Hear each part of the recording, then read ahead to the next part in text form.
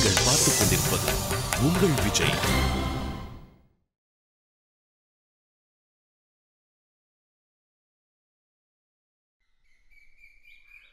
அம்மா, ஒருவேளை நான் உங்ககிட்ட ஒன்று சொன்னா நீங்க அதை கேட்பீங்களே?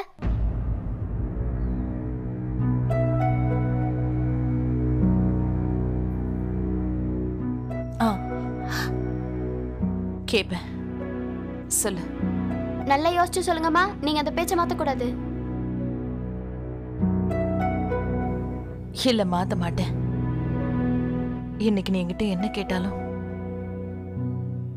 நான் அதை கண்டிப்பா பண்றேன்.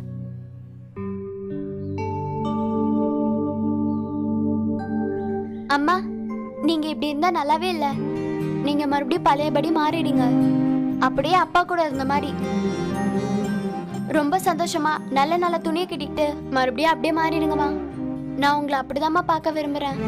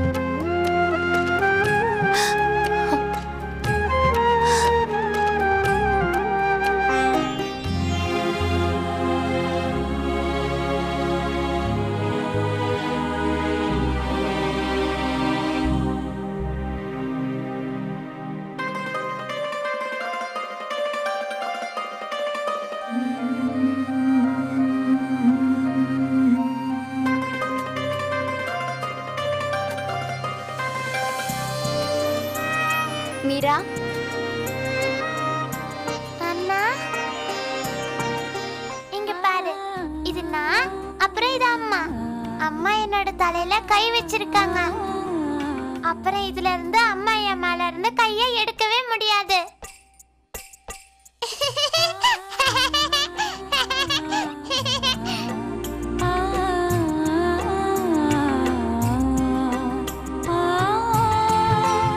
மீரா, இன்னைக்கு நான் உனக்கு ஒரு வாக்கு தரேன்.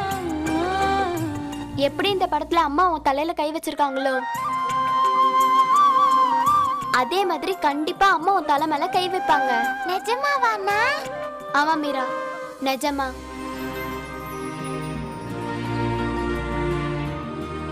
சரி மீரா, ரெடியாகு. நம்ம சாப்பாடு சாப்பிட்டு பாண்டி வீட்டுக்கு போகணும். வா. அண்ணா, எனக்கு பாண்டியனோட வீட்டுக்கு போக சுத்தமா பிடிக்கல. அவன் ரொம்ப கெட்டவன். ஆனா மீரா, நம்ம அவன் வீட்டுக்கு படிக்க தானே போறோம். நீ உன் புக்ஸை மட்டும் பாரு, அவனை பார்க்காத, சரியா?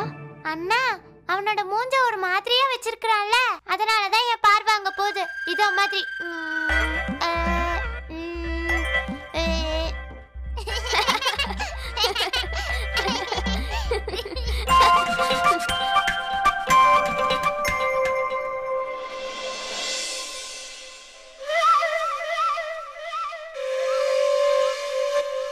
அட நரேஷ், வந்துட்டீங்களா? வாங்க, வணக்கம்.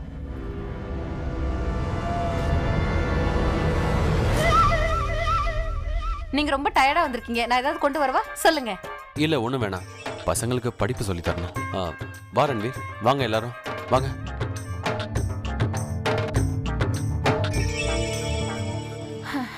அட கடவுளே, நரேஷ் என்னமா வைக்கப்படுறாரு? கண்ணு ரெண்டு கோவப்பழமாட்ட இருக்கு.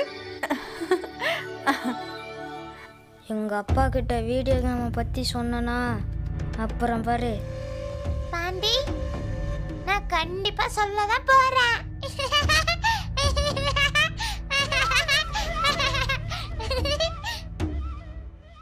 எல்லாரும் கிளாஸ்ல என்ன ஹோம்ஒர்க் கொடுத்தாங்களோ அதை பண்ணுங்க. ஏதாவது சந்தேகம்னா என்கிட்ட கேளுங்க, சரியா?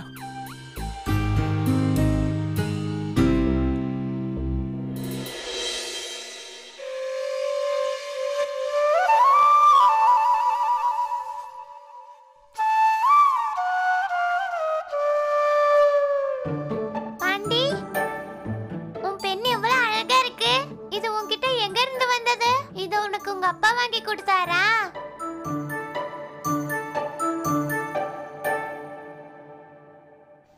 என்னோட ஃப்ரெண்டு இது. சந்துருவோடதா?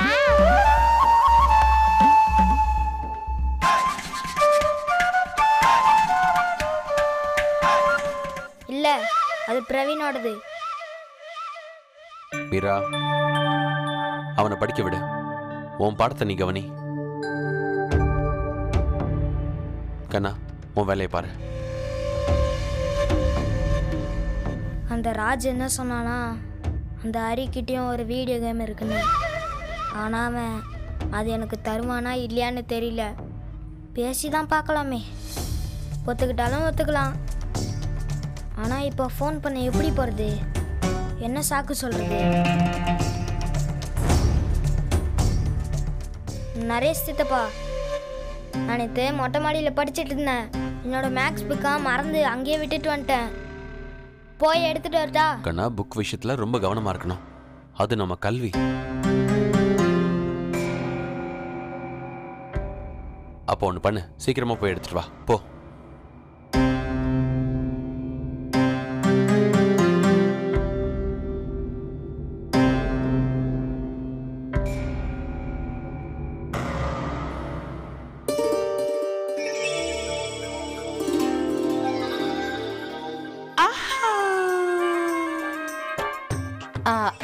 நரேஷ், அது வந்து செல்ஃபுக்கு மேல இருந்து பெட்டியை கீழே இறக்கி வைக்கணும். அது கொஞ்சம் உயரமா இருக்கு. நீங்க கொஞ்சம் ஹெல்ப் பண்றீங்களா? அது நாட்டாம வீட்ல இல்லைல்ல, அதனாலதான். என்ன? ஆமா, நான் சொன்னதுக்கு அர்த்தம் அது அது ரொம்ப உயரமா இருக்குல்ல. நீங்க வந்து ஸ்டூலை மட்டும் பிடிச்சுக்கங்க, மற்ற வேலையை நானே பாத்துக்கிறேன். மன்னிச்சிடுங்க நீ. அதாவது இந்த மாதிரி வேலையெல்லாம் நாட்டாம வீட்டில் இல்லாதப்பதான் உங்களுக்கு ஞாபகத்துக்கு வருது. நான் என்ன பண்றது? நாட்டாம தான் ஊர்ல எல்லாருக்கும் சேவை செய்ய போயிடுறாருல்ல. இப்போ நான் தான் என் வீட்டு வேலையை பாத்துக்கணும். அவருக்காக நான் காத்துட்டு இருந்தேன்னா இன்னைக்கு மட்டும் இல்ல, என்னைக்குமே என் வீட்டு வேலையை நான் பார்க்க முடியாது. நீங்க கொஞ்சம் வந்து ஹெல்ப் பண்ணுங்களேன். நீங்க போங்க, நான் வரேன். பசங்களா நீங்க படிங்க, வந்துடுறேன்.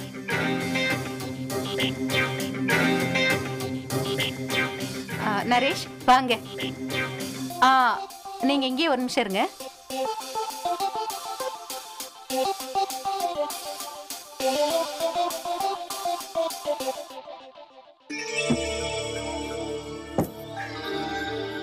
அது என்னன்னா இந்த பெட்டி தான் கீழே இறக்கி வைக்கணும்.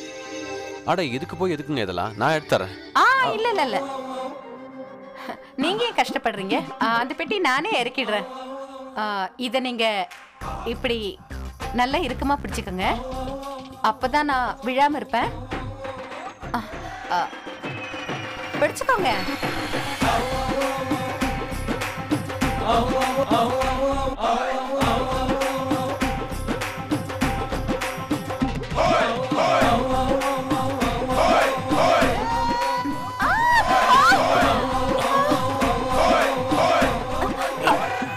என்ன மான்சி, பார்த்து பத்திரமா பண்ணக்கூடாதா?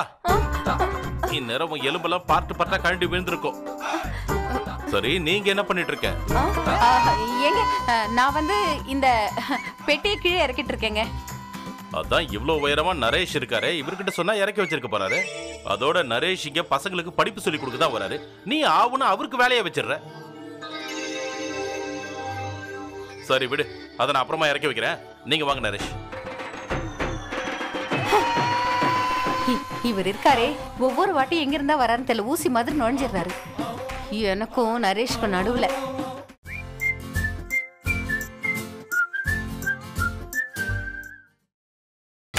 நீங்கள் பார்த்துக் கொண்டிருப்பது உங்கள் விஜய். ரன்வீர், உனக்கு ஸ்கூல்ல இந்த பாடம் சொல்லி கொடுத்தாங்களா? ஆமா நரேஷ் சித்தப்பா, சொல்லி கொடுத்தாங்க. ஆனா நான் அதுல சரியா கவனத்தை செலுத்தல. ஏன்? ஏன்னா எனக்கு தெரியும், நான் வீட்டுக்கு வந்ததுக்கு அப்புறம் நீங்க எனக்கு அதை சொல்லி கொடுப்பீங்க. அப்புறம் எப்படியோ டீச்சரை விட நீங்க தான் எனக்கு நல்லா சொல்லி கொடுப்பீங்க. இங்க பாரு ரன்வீர், ஒரு விஷயத்த புரிஞ்சுக்க. ஸ்கூல்ல படிப்பு சொல்லி கொடுக்கறதும் புரிய வைக்கிறதும் ஒரு கட்டடம் மாதிரி. என்னால அதுக்கு வெள்ளை அடிச்சு அழகுபடுத்த தான் முடியும். என்னால அந்த கட்டடத்தை கட்ட முடியாது. அந்த வேலை ஸ்கூல்ல மட்டும்தான் பண்ண முடியும். அதனால ஸ்கூல்ல சொல்லி கொடுக்கறத கவனமா கவனிக்கணும்.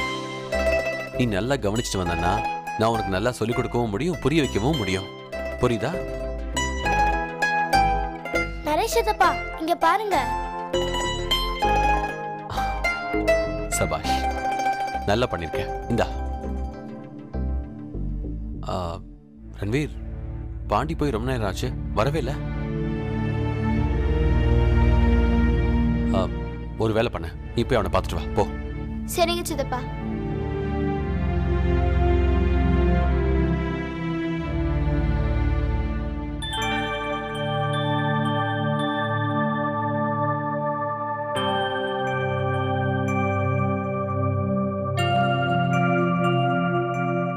நரேஷ் சித்தப்பா, எனக்கு தாகமா இருக்கு. போயிட்டு வா, சீக்கிரம் வந்துடு. அட என்னடா, நான் சொல்றது கேளு. இந்த வீடியோ கேமே எனக்கு கொடுத்துரு. காசை நான் உனக்கு அப்புறமா தரேன்.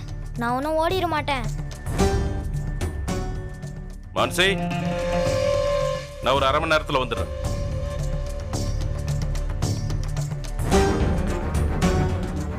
ஏய், அவங்ககிட்ட சொல்லிடு, சாயங்காலத்துக்குள்ள அந்த வீடியோ கேமை கொண்டு வர சொல்லு. நான் காசு ஏற்பாடு பண்ணி வைக்கிறேன்.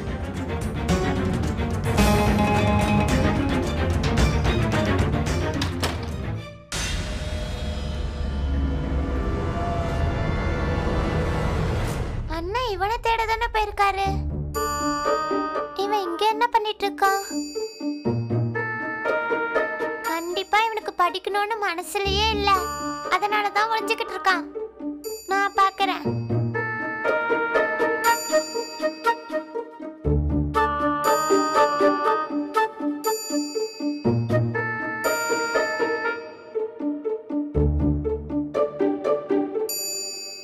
ஹோய்,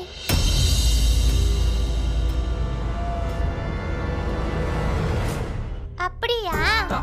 நீ படிக்காம இங்க வந்து ஒளிஞ்சுக்கிட்டு இருக்கியா? ரொம்ப நேரமா நரேஷ் சித்தப்பா உன்னை கூப்பிட்டு இருக்காரு. ஆனா நீ இங்க காசு செஞ்சுட்டு இருக்கியா? நீ என் கூட வா. வா வா பாண்டி. மீரா, கூடாது. நான் வரேன். நீ விடு, நான் வரேன். வா போலாம். நரேஷ் சித்தப்பா கிளம்பும் போது தான் நீ வெளியே வரணும். வா பாண்டி, இல்லைன்னா நான் உங்க அப்பா கிட்ட சொல்லிடுவேன் நீ படிக்காம இங்க வந்து காசு செஞ்சுட்டு இருக்கேன்னு. மீரா, விடு, நான் வரேன்.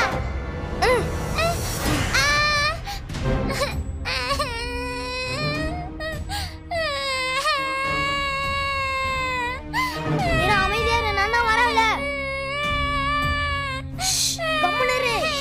மீரா, மீரா என்னாச்சு? அண்ணா இவன் தள்ளி விட்டான். அடி ஏதாவது பட்டுதா? காட்டு, எங்க அடி பட்டுச்சு காட்டு.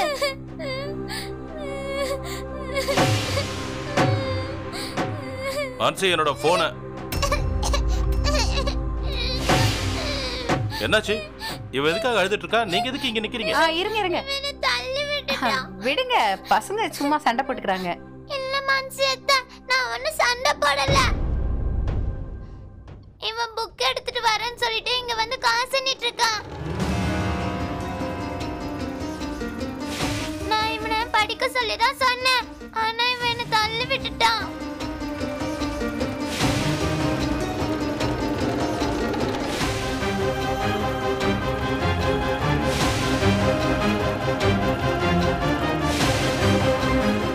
பாண்டி, நீ கவர்ல இருந்து காசு எடுத்துக்கிட்டு இருந்தியா?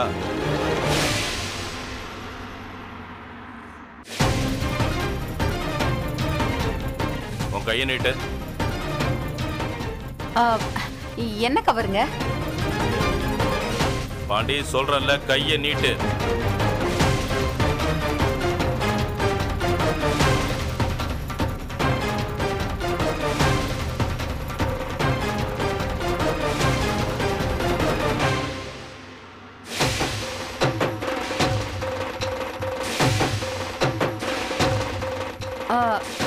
இந்த காசு, இந்த கவரு.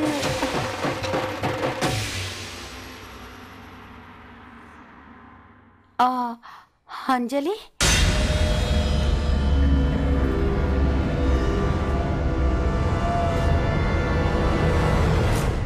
பாண்டி, உனக்கு எவ்வளவு தைரியம் இருந்திருந்தா யாருக்கிட்டையும் கேட்காம இந்த கவர்ல கையை வச்சிருப்பேன்.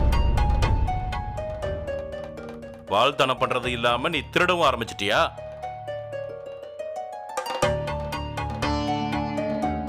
அப்பா, நான் ஒன்னும் திருடல. நான் இதை பார்த்துட்டு இருந்தேன். வாய முட்றா. உன் அப்பா முன்னாடியே நின்னு நேருக்கு நேரா அவர் கண்ணை பார்த்து பேசுற அளவுக்கு உனக்கு தைரியம் வந்துருச்சா? நான் உங்ககிட்ட எப்பயும் போய் சொல்ல மாட்டேன். இவதான் சும்மானாச்சு. ஓய், ஏன் போய் சொல்ற? மாமா, இவன் உங்ககிட்ட போய் சொல்றான். அந்த பொம்மை கேம் இருக்குல்ல, அது ஒண்ணு சந்துருவோடதுல, இவனோடதுதான்.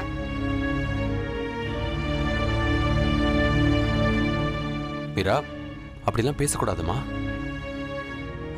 ஆனா பசங்களுக்கு படிப்பு சொல்லி கொடுத்துட்டேன். நான் கிளம்புறேன். வாங்க, உங்க புக்ஸ் எடுத்துக்கோங்க, கிளம்புங்க.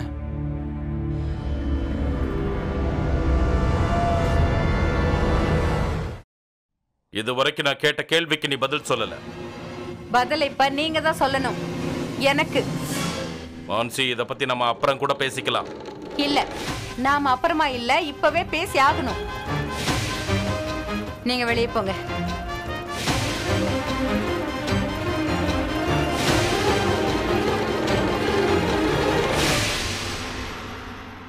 மீரா, ரன்வீர் பாண்டி தேட போனப்போ நீ அங்க எதுக்காக போன? நரேஷ் சித்தப்பா, எனக்கு ரொம்ப தாகமா இருந்துச்சு. நான் என்ன பண்றது? நான் தண்ணி குடிக்க தான் போனேன். பாண்டி பண்றது ரொம்ப தப்பு. அவன் என்ன எவ்வளவு வேகமா தள்ளி விட்டா தெரியுமா? கெட்ட பையன், திருட்டு பையன். ஆனா அண்ணா, அவன் எப்படி திருடன் ஆவான்? அவன் அவனோட வீட்ல இருந்து தானே காசு எடுத்தான். வேற ஒருத்தர் வீட்ல இருந்து காசு எடுக்கலையே. இங்க பாரு மீரா, விஷயம் நம்ம வீடோ மத்தவங்க வீடுங்கிறத பத்தி இல்ல, யார்ட்டையும் சொல்லாம காசு எடுத்ததை பத்தி தான். அந்த காசு பாண்டியோடது இல்ல, பாண்டியோட அப்பாவோடது. அப்புறம் நாட்டாம கிட்ட கேட்காம அந்த காசை அவன் எடுத்திருக்கவே கூடாது. இந்த மாதிரி கேட்காம காசு எடுக்கிறது தான் திருட்டுன்னு சொல்லுவாங்க. அது நம்ம வீடா இருந்தாலும் சரி, யார் வீடா இருந்தாலும் சரி. பாண்டி திருட்டு மட்டும் இல்ல, இன்னொரு தப்பும் பண்ணிருக்கான். பாண்டி அவன் வீட்டுல இருக்கிறவங்களோட நம்பிக்கையை உடைச்சிட்டான்.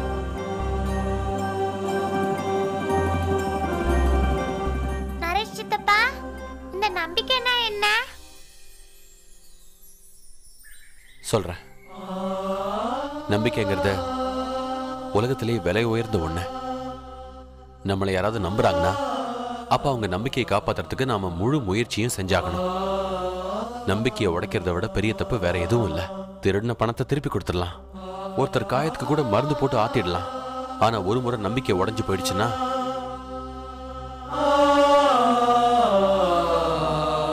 அது என்னைக்கும் ஒட்டாது. நரேஷ் சித்தப்பா, நீங்க எப்பயாவது யார் நம்பிக்கையாவது உடைச்சிருக்கீங்களா? நீ என் பொருட்கள் எல்லாத்தையும் எடுத்துட்டு போ.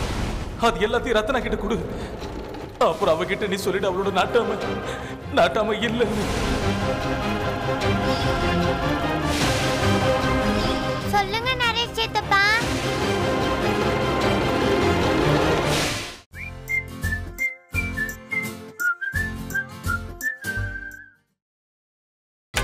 நீங்கள் பார்த்துக் கொண்டிருப்பது உங்கள் விஜய். ஆமா மீரா, நானும் ஒரு தப்பு பண்ணிட்டேன். ஒருத்தர் என் மேல நம்பிக்கை வச்சிருந்தாரு, அதை நான் உடைச்சிட்டேன். அதுக்கப்புறம் என்னாச்சு சித்தப்பா? உங்களுக்கு தண்டனை கிடைச்சதா? ஆமா ரன்வீர், தப்பு பண்ண தண்டனை கிடைக்கதானே செய்யும். அப்புறம் என் தப்புக்கு எந்த தண்டனை கிடைச்சாலும் அதை மனப்பூர்வமா ஏத்துக்கணும். நரேஷ் சித்தப்பா, தண்டனை கிடைச்சா ரொம்ப கஷ்டமா இருக்கும்ல? ஒவ்வொரு வாட்டியும் டீச்சர் எனக்கு தண்டனை கொடுக்கும்போது எனக்கு ரொம்ப கஷ்டமா இருக்கும்.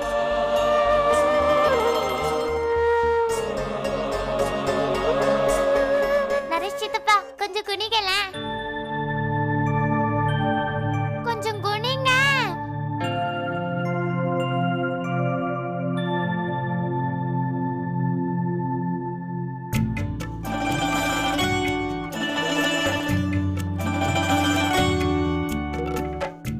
நரேஷ் சித்தப்பா, இனிமே எப்பவுமே உங்களுக்கு கஷ்டம் இருக்காது.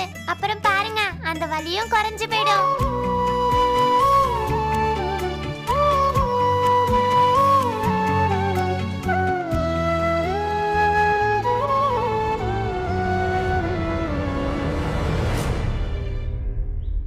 ரன்வீர், மீரா, நீங்க ஒரு வேலை பண்ணுங்க. நீங்க வீட்டுக்கு போங்க, கொஞ்ச நேரத்துல நான் வந்துடுறேன். நரேஷ் சித்தப்பா, நீங்க எங்க போறீங்க? அது அது வந்து மீரா, ஒரு முக்கியமான வேலை இருக்கு, நான் வந்துடுறேன்.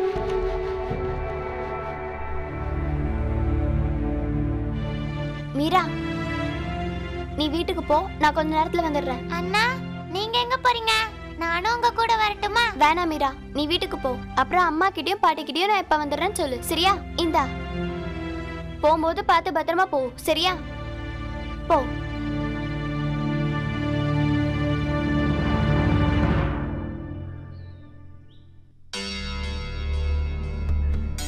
நரேஷ் சித்தப்பா,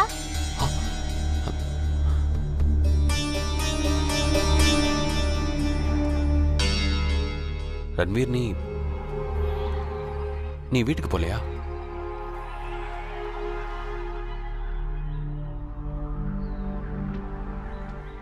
நரேஷ் சித்தப்பா, உங்க முகத்துல நிறைய வேதனை தெரிஞ்சது, அதனாலதான் நான் உங்க பின்னாடியே வந்தேன். சொல்லுங்க நரேஷ் சித்தப்பா, என்ன விஷயம்? நானும் என்னோட பிரச்சனை எல்லாம் உங்ககிட்ட சொல்லுவேன்ல நரேஷ் சித்தப்பா.